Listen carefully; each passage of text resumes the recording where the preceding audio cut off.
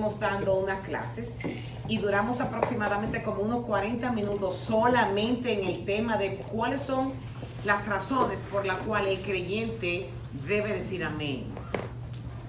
Y me gustaría que los que estaban pudieran, para yo ver si, a ver qué retuvieron, si pudieran algunos hacer unas reseñas de qué se dijo respecto a esta palabra y la solemnidad que tiene esta palabra. ¿Sí? Solo tengo un resumen aquí que sí que repasamos. Primero repasamos una lección que había dado hace un par de semanas. Luego hablamos de la palabra amén, lo que significa, de dónde viene, el uso del amén. Luego habló del opuesto, que viene siendo las bendiciones. Y también habló del pacto de Abraham y el pacto de Mosaico.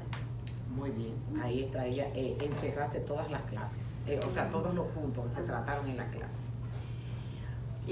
¿Otra persona?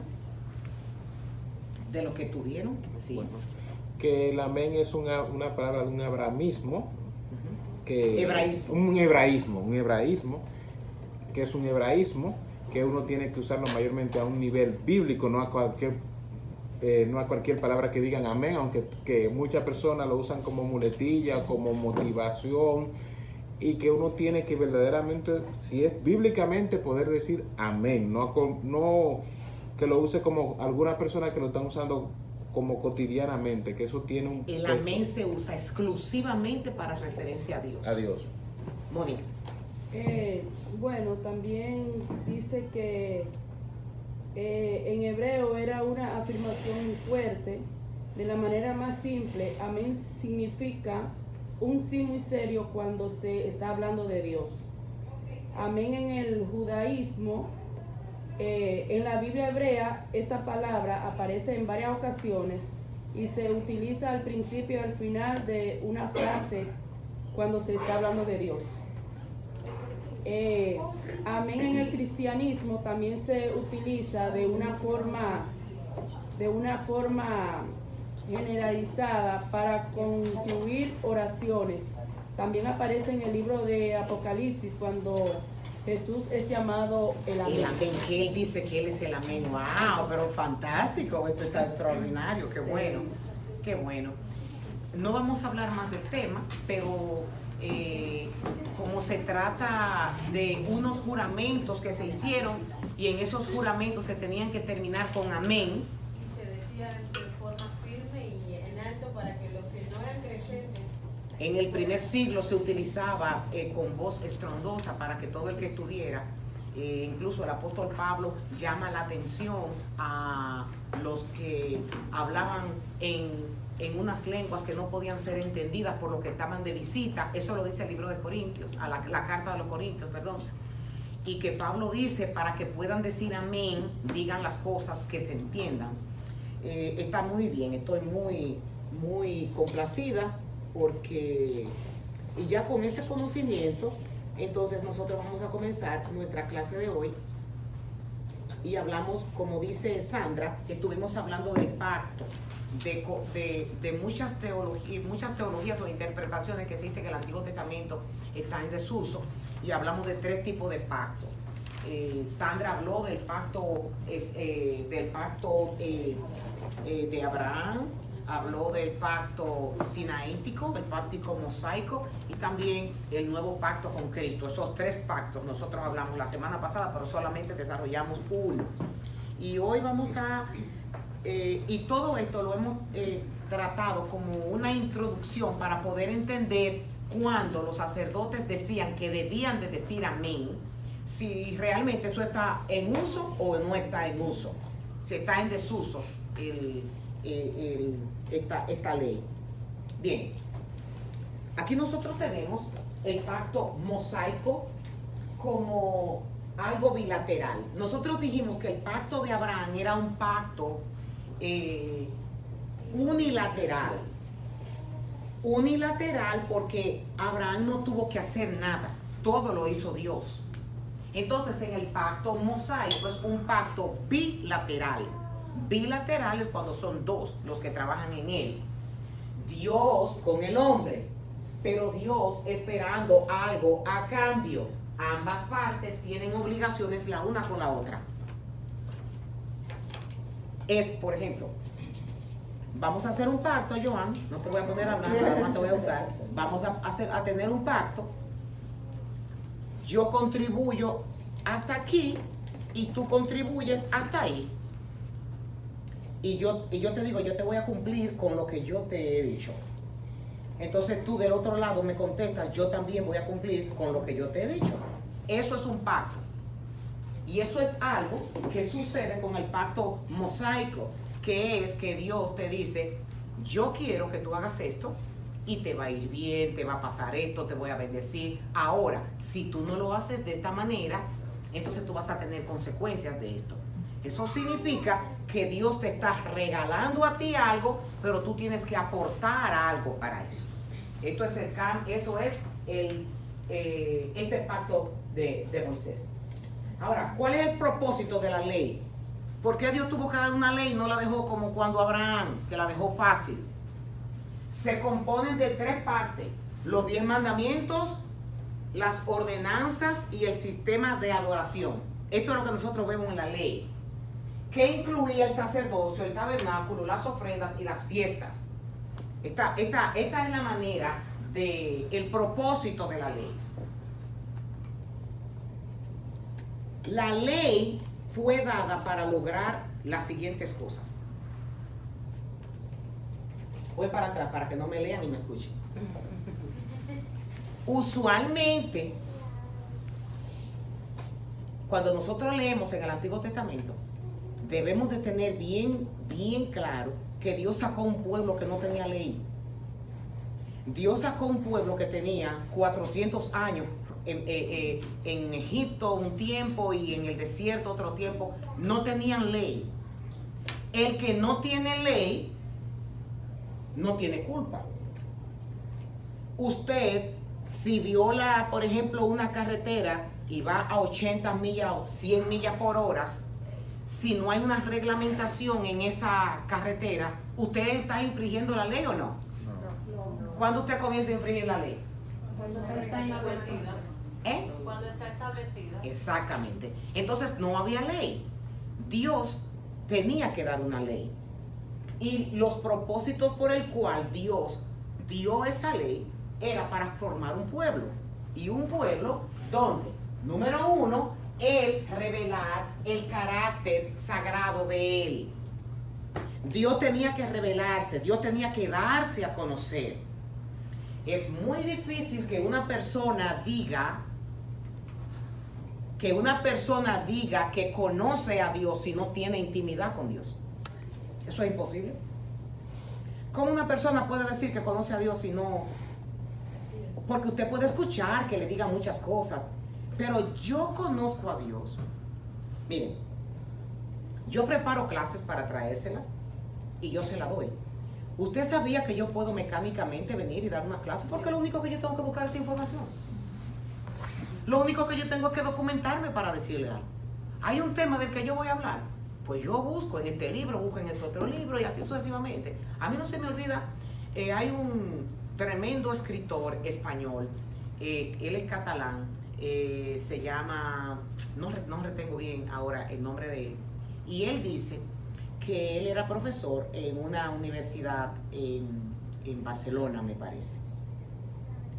Y él se encontró con un erudito de las escrituras. Y él fue su profesor cuando él era estudiante. Y cuando se encuentra con él está preparando una conferencia. Y su profesor antiguo le dice, ¿y tú crees todo lo que tú dices? Un teólogo de té alto. Y le pregunta al alumno, que es de quien yo estoy hablando, que si él cree lo que él enseña. Y él dice que él se quedó como cuadrado cuando este hombre que tiene este conocimiento tan elevado le pregunta a él que si él cree las cosas de Dios que él dice. Entonces él le dice, dígame ¿usted cree lo que usted enseña? Y dice no. O sea, que yo puedo tener mucha información, traérsela a ustedes y ustedes quedarse wow y quedarse impresionados y yo no tener una intimidad con Dios y yo no tener un conocimiento personal con Dios. Yo puedo hablarle en demasía respecto a Dios sin yo tener ningún tipo de conocimiento personal con Dios. Entonces, Dios quería que el pueblo tuviera una relación con Él, conociéndolo. Y eso no es en manada, eso es individual, que cada persona conoce a Dios. Porque lo que Dios ha hecho contigo no lo ha hecho conmigo. Y las experiencias que tú tienes con Dios no son las que yo tengo con Él. Por lo pronto, aquí las que tenemos más de un hijo, sabemos que hay hijos que son más desprendidos que otros. Que hay hijos que son más cariñosos que otros y que están más pendientes de nosotros que otros. Entonces, dentro de todos tus hijos, tú distingues quién es el que más se preocupa por ti. No es que tú no quieres a los otros, es que tú tienes una cercanía con ese porque ese es el que te busca todos los días. Ese es el que está pendiente de ti siempre. Ese es el que cuando tú estás enfermo te quema el teléfono. Mami, ¿cómo te sientes? ¿Necesitas algo? Entonces, ¿cómo tú vas a corresponder con un hijo que íntimamente ande pendiente de ti? Eso mismo pasa con la relación que nosotros tenemos con Dios. Y eso es lo que Dios quiere. No que nosotros lo busquemos. Esto es educativo. Lo que nosotros estamos haciendo es parte del programa de la iglesia de que haya un maestro que ayude a que las escrituras puedan entenderse con más claridad. Pero ya el resultado es de ustedes. Yo no sé si ustedes oran cuando están comiendo, yo no sé si ustedes oran cuando se acuestan, yo no sé si ustedes oran cuando se levantan. Eso es algo que yo no puedo tener el control, pero Dios sí sabe si ustedes lo hacen. Por lo pronto ustedes sabrán si son hijos cercanos a Dios o no. Entonces, Dios, cuando da la ley, revela el carácter sagrado de Él a una nación que Él elige. Y esto nosotros lo podemos ver en Levítico capítulo 19 en el verso 2 y también en Levítico 20 versos 7 y 8. Y si alguien lo quisiera buscar, fantástico. Para no solamente hablar de teoría, sino para que pasemos un poquito y alguien busque Éxodo capítulo 19 versículo 5. Para nosotros poder... Levítico 20, 19, capítulo 2. Levítico 19 verso 2 y Levítico 20, 7 y 8. yo tengo Levítico 20, 7 y 8.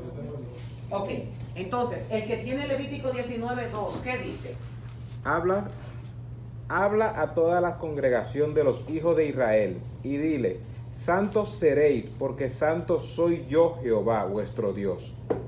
O sea, Dios está diciendo, ustedes tienen que ser santos porque yo soy su Dios y soy santo.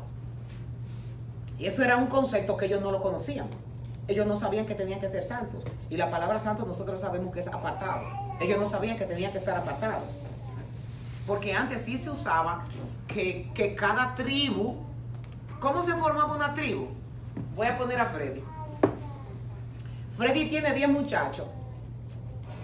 Y esos 10 muchachos tienen sus 10 mujeres. Y esas 10 mujeres tienen 3 muchachitos, 2 muchachitos, 4 muchachitos y así sucesivamente. Freddy es el patriarca. Y se llaman... La tribu Sánchez. La tribu Sánchez. No, la tribu Sánchez. Nosotros nos reímos ahora, pero realmente así era que funcionaba. Entonces, cuando iba un hijo de Freddy, no, lo que se identificaba era: yo soy sanchista. Y el nombre Sánchez, por todo el territorio se conocía que los Sánchez viven ahí. Y Freddy era el patriarca. Y cuando Freddy faltaba, el hijo mayor, el primogénito, era que se quedaba en el trono, era el que sustituía a su papá. Entonces, mientras más hijos se tenía, más poder había. Y mientras más hombres había, mucho mejor, porque los hombres eran los que trabajaban y labraban la tierra. Las mujeres lo que servían era para limpiar la casa, para preparar los alimentos. Pastoreaban también, ellas pastoreaban ovejas. Acuérdense cuando Abraham mandó a buscar mujer para Isaac, encontraron a las mujeres pastoreando, a Rebeca. Y también Sara, ¿cuál era la otra que era pastora? Jacob, fue a Lea. A Raquel cuando la vio, era pastoreando, que estaba sacando agua del pozo y la encontró pastoreando. Parían, las mujeres hacían de todo, pero no tenían la importancia. Entonces los hombres eran los que tenían importancia. Dios necesitaba comunicarle a la tribu de Israel que Él era su Dios y que Él era santo y que tenían que ser santos como Él era santo. Dios se estaba revelando. Entonces, el que tiene 20, Levítico 20, ¿qué dice? Santificaos pues y sed santos, porque yo Jehová soy vuestro Dios. ¿Hasta cuál? Y el 8. Y guardad mis estatutos y ponedlos por obra. Yo Jehová que os santifico. Ok. Entonces, Dios está revelando a través de su ley quién es Él. Tenía que ser una nación apartada. Ya lo leímos. ¿Tú lo tienes, Iván? Sí. ¿Cuál es? Ahora pues, si dijeres oído a mi voz y guardares mi pacto, vosotros seréis muy especial, tesoro sobre todos los pueblos, porque mía es toda la tierra. Ok, eso es un papá que le está diciendo a los hijos cuáles son, cómo es él y qué él espera de lo que son sus hijos. El tercer motivo por el cual Dios dio la ley, él tenía que revelarle al hombre su pecado. La ley hizo, cuando fue dada, que cuando nosotros nos viéramos en un espejo, viéramos lo sucio que estábamos en la cara. Cuando nosotros no teníamos, o cuando el pueblo no tenía ley, no había espejo. Después de tener la ley, entonces hay un espejo y el espejo te muestra a ti que tú estás sucio de pecado.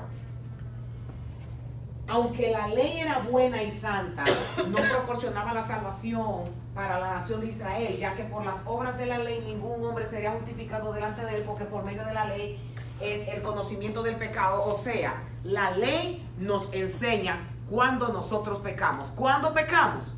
Cuando erramos el blanco. ¿Cuándo erramos el blanco? Cuando violamos la ley de Dios. Si no hay ley, no hay pecado. Y por eso Dios tenía que darle a la ley, para que nosotros pudiéramos ver cuáles son las cosas que a Él no le agradaban.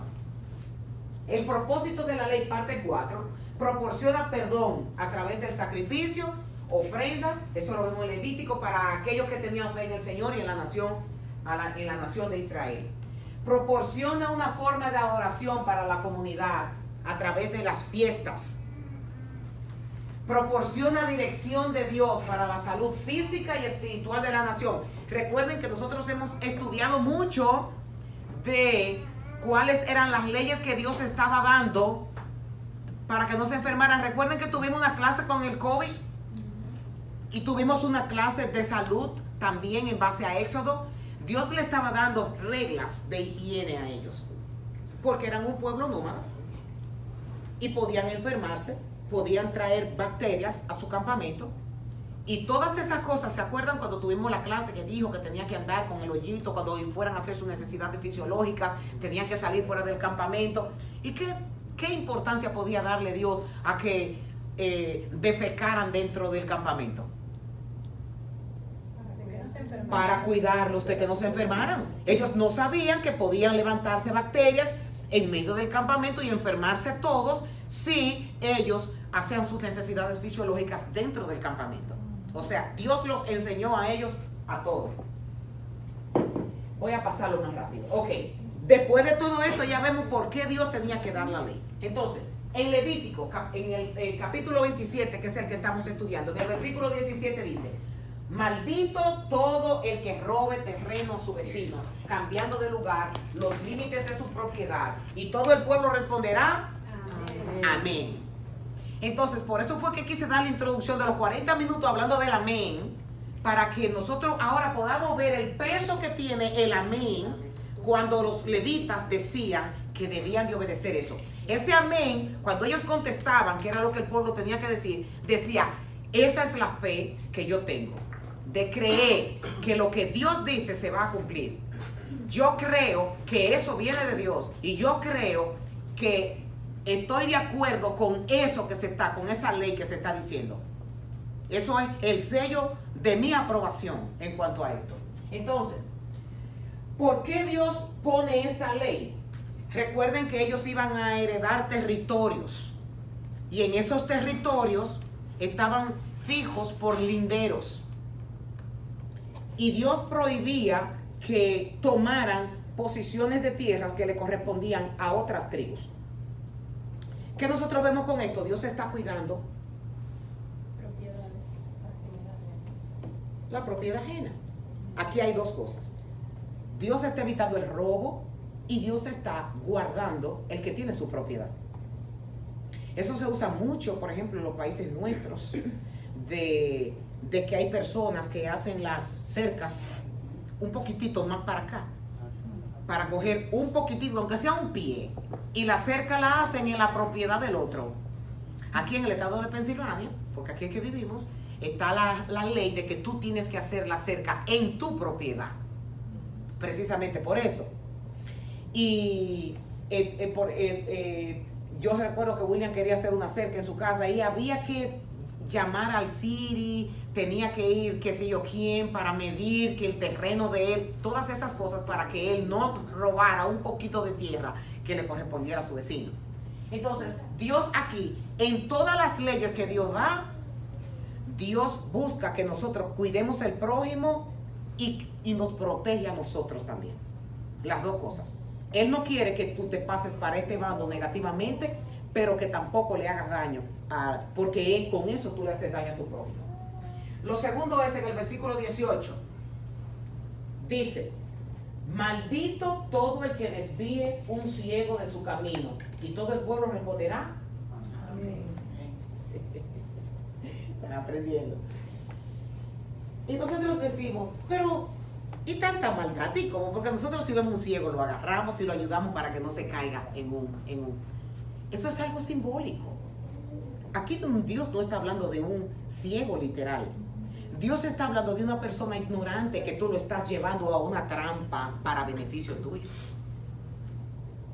Eso es un negocio en donde tú sepas que cuando tú lleves a este corderito hasta aquí, para tú tener tu ganancia por encima de esa persona, entonces ese es el tipo de ciego que la Biblia habla. Que tú con tu viveza no cojas a un inocente y lo lleves para que caiga en un precipicio y que tú seas el que salga beneficiado y el otro por ignorancia caiga en el hoyo. ¿Alguien me pudiera dar una analogía respecto a esto? Para ver si ajá. Tengo dos. Ileana y después Niurka. Cuando en el 2008 que la mayoría de la gente comenzaron a perder sus casas, se le decía que compraran la casa y que lo importante era entrar y que tenían intereses fijos por 2 años y luego refinanciaran. Pero era una grave mentira de los bancos, porque cuando la persona fueron... ¿Era de los bancos o de los vendedores? De los bancos. Okay. Porque ellos estaban ofreciendo una cosa que no iba a existir. Cuando la persona iba a refinanciar, con el requisito que ellos pedían no existía. Entonces las personas comenzaron a perder casa porque si estaban pagando 800 y ahora van a pagar 1500, 2000, 3000, y uno les recomienda que refinancien, pero cuando uno lo lleva al banco, el banco dice que ellos no califican como quieran. Entonces estaban hablando los bancos la mentira. Sí. Y ahí estaban, tráiganlo a todo, que ahorita no la vamos a cobrar. Sí. Era una gran mentira. Bueno, Sí, Niurka. Y después tú, Harley. Algo que está pasando en la actualidad, recientemente, no sé si muchos se han dado cuenta, es que están engañando a muchos paisanos nuestros, dominicanos, con una gran mentira. Ellos están haciendo una travesía grande, entrando por la frontera de México, ilegalmente, diciéndole que va a haber una gran reforma migratoria. Y hay muchas personas que han vendido casas, han vendido sus negocios, pensando que van a entrar dentro de la reforma migratoria, no sabiendo que la ley dice que entra por frontera, la ley es un poco difícil tomar legalización en este país. Sí. Y hay muchas personas que están, hasta te discuten y que no, que va a haber reforma y hay que entrar antes de que vengan. Sí. No se sabe. Sí, claro. Entonces el que está haciendo eso es un maldito, porque está engañando a personas, sacrificando el futuro de esa persona. Así es, así es. Eso se llama guiar a un ciego. Harley. bueno, bíblicamente yo creo que tengo un ejemplo, que es el de Sansón, Dalila. Lo agarró como un corderito, lo engañó y lo afeitó. Bíblicamente él cayó en una trampa. Sí, estaba claro. Lo llevó como un ciego. Como un ciego. Lo llevó como un ciego. Sí. Eso está muy bien. Ángela. Yo iba a dar el ejemplo que vi ayer en las noticias de las criptomonedas, de toda la gente Exacto. que cayó y ahora todo el mundo perdió su dinero que había invertido. Exacto. Y la persona ya se lo gastó, entonces... Las pirámides. También. Las famosas pirámides que la gente reclutan gente y después los que comenzaron la pirámide se hacen ricos en base a la ignorancia del pobre. Yo digo que no es la ignorancia, es la avaricia del pobre, porque como es dinero fácil para ganárselo, todo el mundo quiere entrarse donde Ahora, pero cuando comenzaron la gente de verdad creía que sí. No, claro, se ganaron dinero los que comenzaron la pirámide. Entonces, los otros que se arrastraron a esta idea, pierden. lo hicieron también para ganar dinero fácil, pero esos fueron los cieguitos que llevaron de la mano y que cayeron y se hicieron ricos los que estaban arriba. No es que los de arriba se hicieron ricos, ellos, la pirámide, a los primeros 3 meses le devolvían el dinero que prometían. Sí, claro. Entonces, Pero eso es parte del plan para que caigan en el hoyo. Bueno, ya nosotros más o menos sabemos que es un engaño para beneficio personal y que entrar al cieguito diciéndole, mire, esto te puede dejar dinero o esto con engaños. Eso es esto. El versículo 19 dice, maldito todo el que se niegue a hacer justicia al extranjero, al huérfano o a la viuda. Y todo el pueblo dirá, amén. Cuando ustedes están diciendo amén, ya ustedes saben que se están comprometiendo también para que no recaiga. Entonces, ¿alguien me pudiera más o menos, porque estas clases se han dado, qué significa hacer justicia al extranjero, al huérfano o a la viuda? Ya hemos hablado de eso muy extensamente. Yo creo que ustedes tienen un máster en esto. Ayudar a necesitados. Usted dijo en las clases anteriores, pastor, que las viudas, los huérfanos y el extranjero son los hijos predilectos del Señor. Porque al quedar desamparado, el Señor escucha su clamor. Sí. Entonces, como se dijo anteriormente, a esa persona hay que hacerle justicia porque el Señor oye. Esa es la palabra exacta. ¿Cómo se hace justicia? Supliendo las necesidades de un momento determinado. Ok, ¿por qué ustedes creen que es justicia? A mí no me gusta dar clase preguntando, porque eso incomoda. A mí no me gusta a mí que me estén cuestionando. Pero, déjenme decirlo yo mismo, pues yo me sé la respuesta. Yo nada más es la palabra justicia. Deje que generen, que a ver. Contéstame tú, Oscar. Contéstame tú, Oscar. Dime, la palabra justicia, hacerle justicia. Tener misericordia, mostrando a Dios a través de... Es más que eso. Yo quiero ver si... Porque nosotros somos los administradores de Dios, Él nos da para eso. Ok, ¿alguien más? La palabra justicia es una balanza y el Señor pone todo en esa balanza, dándonos a nosotros y también dándole lo que ellos necesitan, siendo justo. Exacto. Teniendo un balance. Entonces, Exacto. de lo que Él nos da a nosotros ayudamos a esa persona y ahí se pone la balanza. Ahí está la palabra. No es ayudar. Cumplir. Hacer justicia es cuando tú eres justo. Tú estás en la línea, pero la palabra esa es la que hay que extraer. Nosotros cuando le damos a alguien, no estamos siendo generosos, ni estamos siendo misericordiosos. Nosotros lo que estamos cumpliendo con la justicia de Dios, dándole a esa persona lo que le corresponde, porque nosotros tenemos lo que ellos necesitan. Yo tengo 4 vestidos. ¿Usted tiene un ejemplo de eso, pastora? Sí. Cuando el Señor dijo que usted no le había, que se sentía que no le había hecho justicia con el pago. Ajá. Usted lo llamó para hacerle justicia. Exacto. Eso se llama hacer justicia. Hacer justicia es, usted ve a un necesitado y usted tiene que cubrir. Por ejemplo, si usted pasa por una calle y usted ve que hay un sinvergüenza, violando una niña de 13 años, ¿qué usted hace? Usted, puse algo bien drástico, ¿ok? Usted, mire, se convierte en una fiera. Sí. Y se le tira encima a ese hombre y con las uñas, que es lo único que con las mujeres pueden pelear. Usted se lo come con los dientes y con todo lo que tiene. ¿Por qué? Porque usted encuentra que eso es injusto y un abuso, que eso suceda. Pues ¿sabe qué, mi amado hermano? Eso mismo sucede con el pobre. Sí, pastora, pero creo yo que la justicia va un poquito más allá, porque por ejemplo, si usted está en necesidad y yo tengo cómo darle, yo debo de darle lo justo, no si por ejemplo usted necesita 5 pesos, yo le voy a dar 1, yo le voy a dar los 5, porque es lo justo que usted necesita. En cuanto a ese ejemplo que usted dio de la niña, del hombre, ajá, ok, uno se le tira encima así todo eso, pero no, eso no es justicia. Ahí no para. Luego de que uno se lo comió vivo, entonces uno llama a la policía. Claro, uno hace no, todo la eso viene. secuencia Todo eso viene, para claro. completar la Claro, justicia completa. claro que sí. Ok. Claro, no, claro. Uno no se queda ahí. Uno no se queda ahí. A lo que yo voy es que esa misma emergencia que tú tienes por defender a esa niñita de 13 años es la misma emergencia que tú debes tener en el corazón por hacer justicia al que está necesitado. Como que no se oyó igual, ¿eh? Como que lo de la muchachita dio más pena. Entonces, ahí es que está el asunto, que nosotros debemos de tener ese sentido de urgencia para atender a la necesidad del pobre, del huérfano y del extranjero.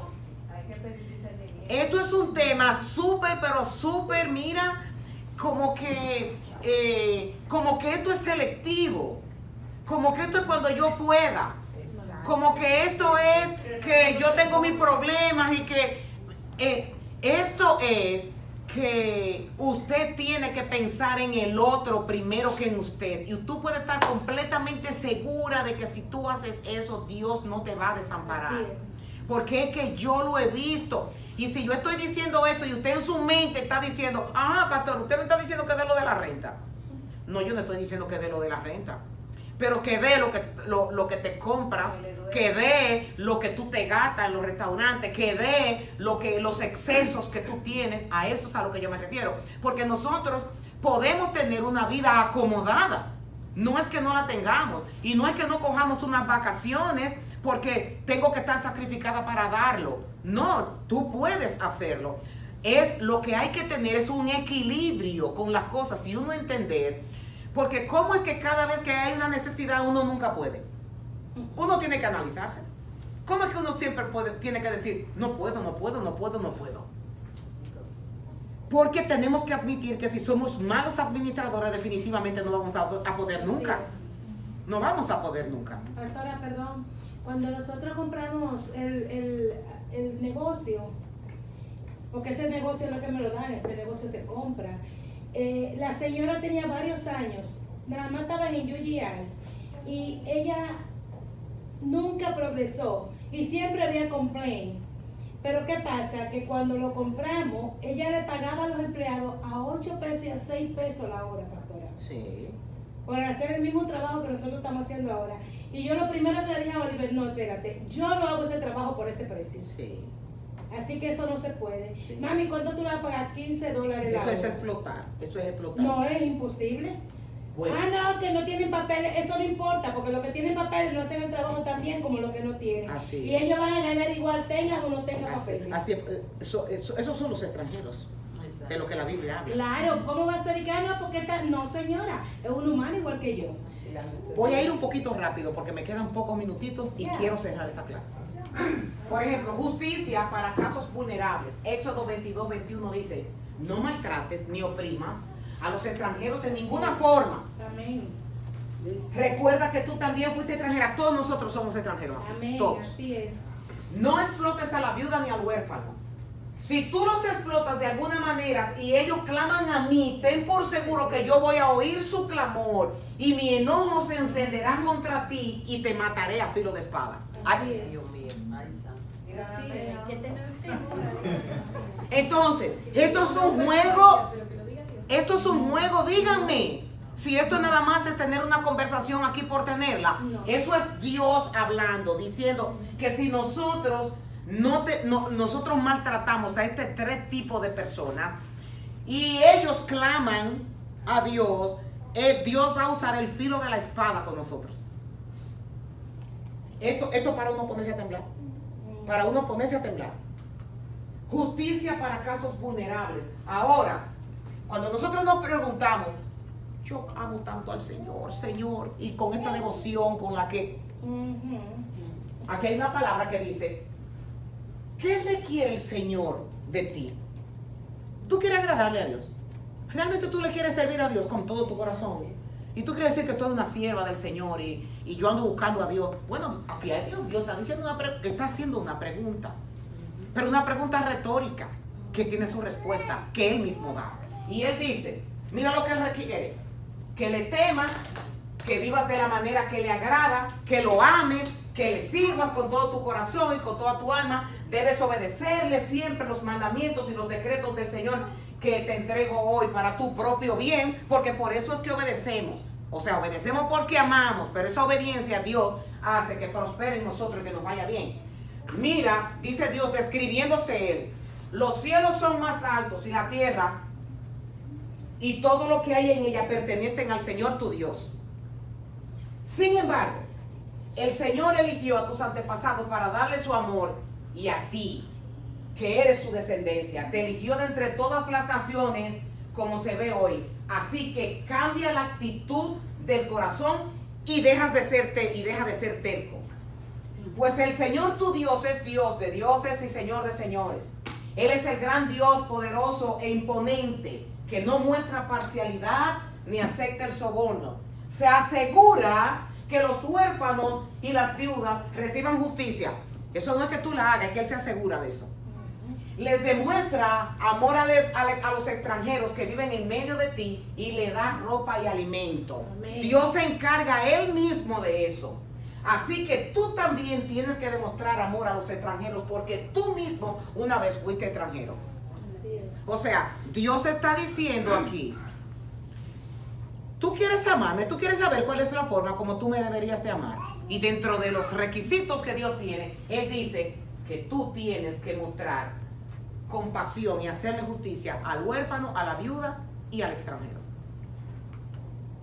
Deuteronomio 24, 17, 19 al 21. Debes actuar con justicia con los huérfanos y con los extranjeros que vivan en tu tierra, y nunca aceptes la ropa de una viuda como garantía por su deuda. Cuando estés juntando la cosecha, ahí comienza Dios a decir del remanente. Nosotros ahora no nos dedicamos a la agricultura, pero tenemos trabajo. La agricultura representaba bienes económicos, ahora el dinero es lo que representa una moneda económicamente. Un jornalero en la antigüedad se ganaba 1 denario diario. Eso era lo que le pagaban, y con 1 denario no le alcanzaba para sustentar a su comida. Así que imagínense en la pobreza en que la gente vivía en ese tiempo. Y el Señor dice, los propietarios, los que tienen viñedos, cuando ya sus empleados hayan cosechado la tierra, lo que se le caiga, no remuevan 2 veces a sus viñas. No las remuevan 2 veces. ¿Sabe qué significa esto? Las frutitas que le queden, déjaselas para que los pobres la cojan. No te voltees a sacudirlo para tú poder llevarte todo y dejar el árbol sin nada. Déjale eso a los pobres. Ok, esta es la otra etapa. Hay 3 maldiciones por los pecados sexuales.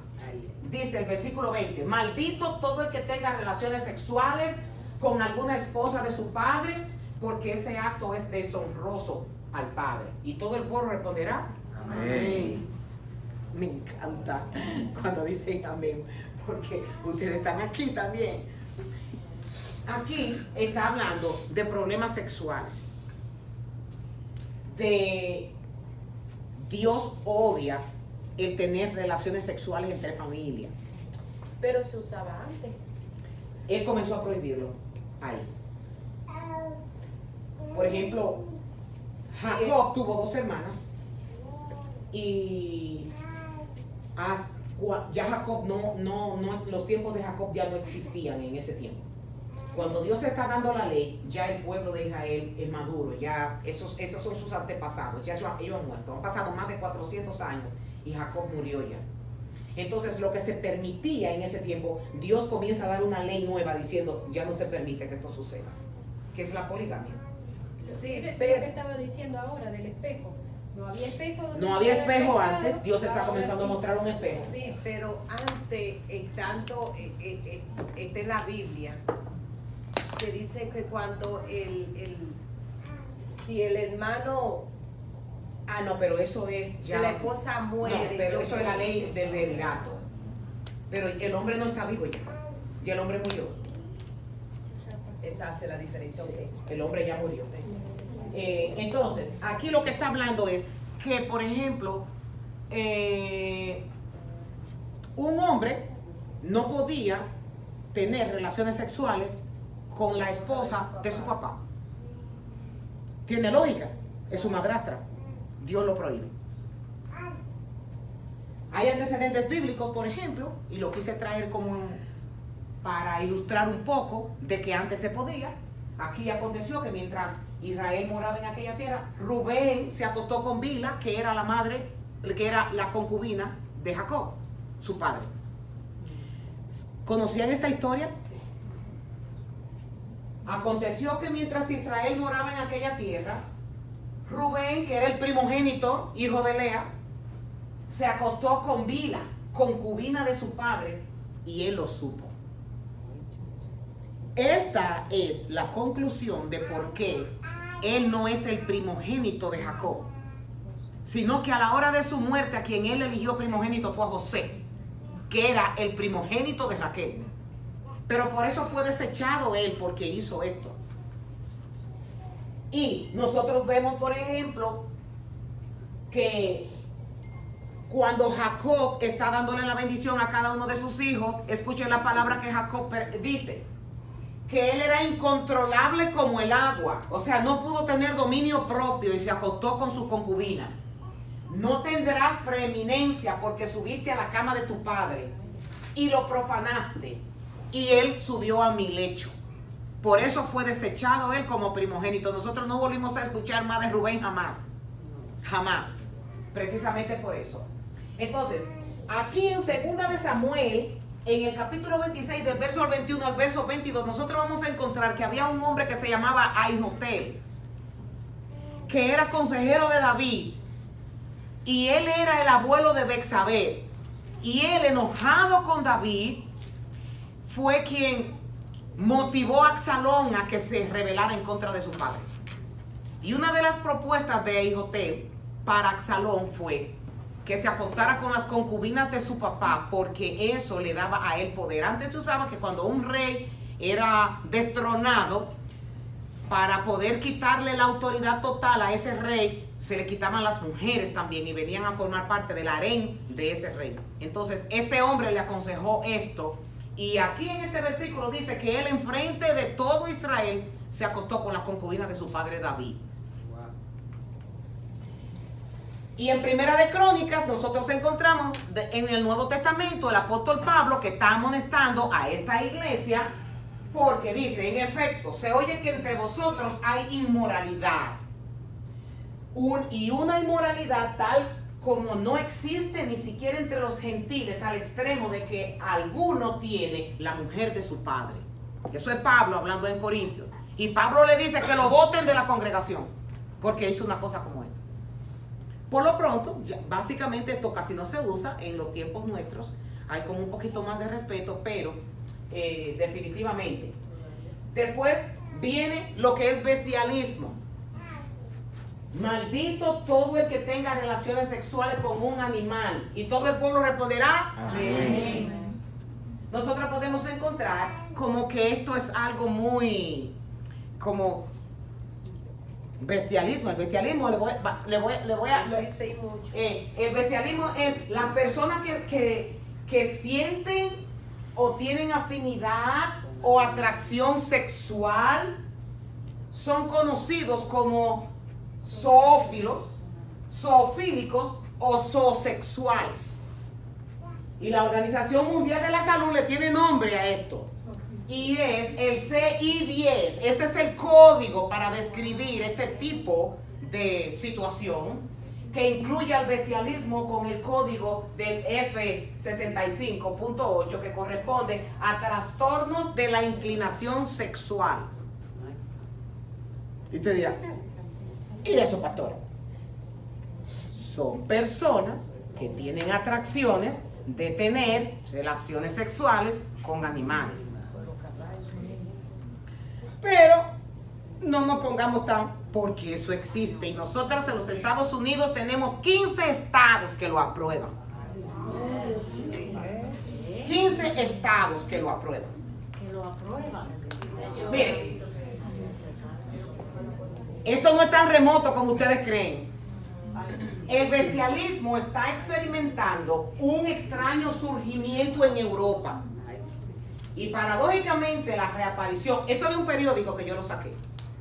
La reaparición de esta práctica surgió en países como Alemania y Noruega, proporcionada por activistas en pro de los derechos de los animales. Oye, se han tenido que levantar. De forma simultánea, en Dinamarca comenzó a gestarse un mercado de turismo sexual con animales. Dinamarca no es el único país en el que puedes tener sexo con un delfín, un caballo, un cerdo o un perro. De hecho, existen otros países y 15 estados de los Estados Unidos en los que la legislación tolera algunas prácticas sexuales con animales. Yo estaba leyendo en un periódico que se llama El Diario, que decía que el Parlamento de Canadá estaba teniendo control en cuanto a esto y que está calificando a las personas que encontraran que están maltratando a los animales de esta forma como depredadores sexuales, y están dentro de ese calificativo públicamente, como si fuera con un ser humano, y están en ese paradigma. Bien, entonces hay muchas personas que son ermitañas.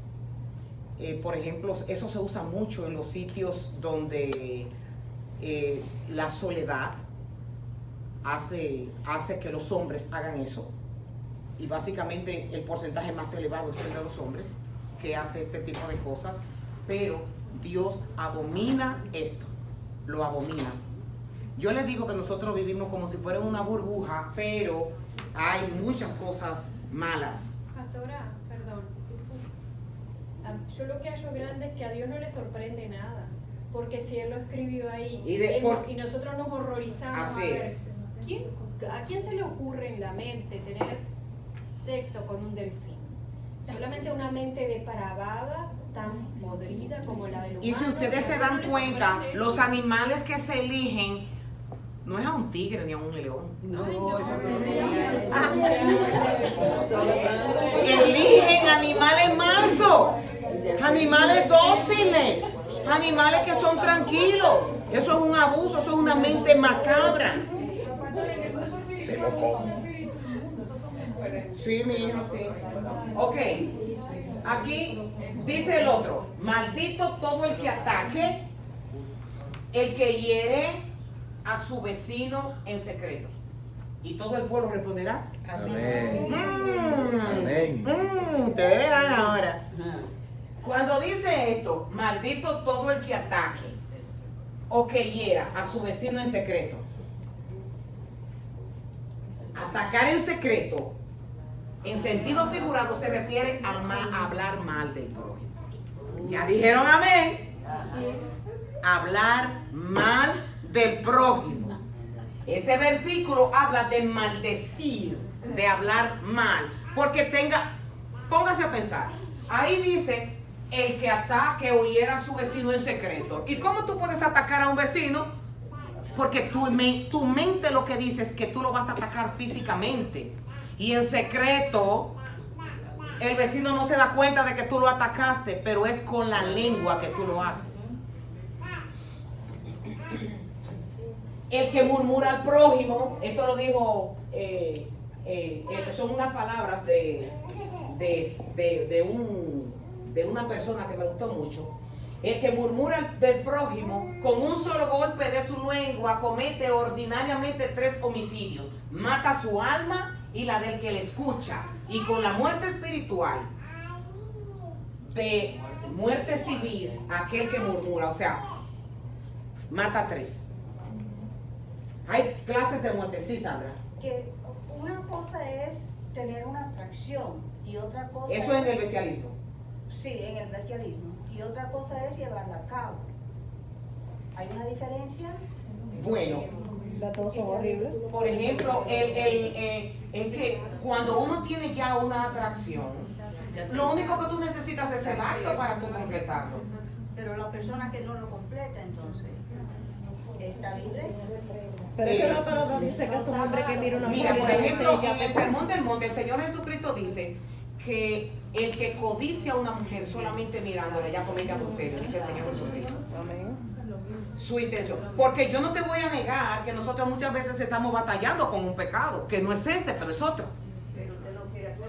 Pero usted no lo quiere hacer. Y usted está pidiéndole al Señor que lo ayude a no caer en eso. Hay muchísimos hombres y mujeres que tienen problemas y lo que están es en una guerra pidiéndole a Dios que lo ayude, que lo ayude, que lo ayude a salir de ahí. Personas con adicciones y un sinnúmero de cosas en las que tú no puedes controlar, tú necesitas la asistencia de Dios para que te ayude a tú poder salir de ahí. Voy a tener que durar 2 o 3 minutitos más, pero me quedan 4 láminas todavía. Hay varias clases de muerte para nosotros poder relacionar el que maldito, el que ataca en secreto a su vecino. Dice Proverbios capítulo 18 en el verso 21 que la vida y la muerte dependen de la lengua. O sea que con la lengua tú matas. Los que hablan mucho sufrirán las consecuencias. Ajá. Un calumniador puede destruir la reputación de una buena persona. Y nosotros ya habíamos hablado de esto antes. ¿De qué manera? Yo puse un ejemplo que si había alguien... La A hablaba con la C, ya la 9 era la B. Exacto. Pero puse un ejemplo y yo decía en ese ejemplo, por ejemplo, a Joan. Yo agarro a Joan y yo le digo a Joan, mira, Vivian es una abusadora de menores. Vivian ya está restablecida. Jamás tú vas a volver a ver. Y tú ves a Vivian jugando con uno de los niñitos de la iglesia. Pero ya Vivian está sana. Pero yo vine y te dañé tu mente. Yo dañé la reputación de Vivian contigo. Yo maté a Vivian con ese comentario que hice contigo. Entonces, dice que uno tiene que refrenar la lengua porque con ella ya yo la maté. Con mi lengua ya yo la maté a ella. Y ya va a ser predisposición por el resto de la vida con Joan. Y ella jamás va a poder ver a Vivian con una niña. Me voy a ir más lejos. Yo vi un testimonio una vez en una congregación donde había un matrimonio y alguien dijo, uno de los diáconos, que el Señor fue infiel. Y él se ahorcó. Era mentira. Sí. Se ahorcó. Sí. Esa sangre cae encima de Sí, él. sí, sí. Nosotros hay muchos de los que están aquí que conocen a la hermana Alma Bolaños. Ella murió ya. Y ella me hizo la historia de que una vez ella estaba en la farmacia que cerca de donde ellos vivían, ahí en el South. Una Walgreens que está ahí en la 4. Y nosotros sabemos, lo que la conocimos, que ella no manejaba. Y ella estaba buscando unas medicinas, porque la guagua la había dejado ahí de la corte, que ella trabajaba en la corte. Y se encontró con alguien y comenzó a hablar con un hermano. Y le fueron a decir a el hermano Bolaños que la hermana Bolaños estaba con un hombre.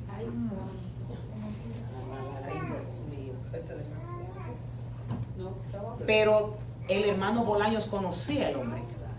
Pero la persona fue a matarla a ella por su comentario. Entonces hay que tener mucha cuenta.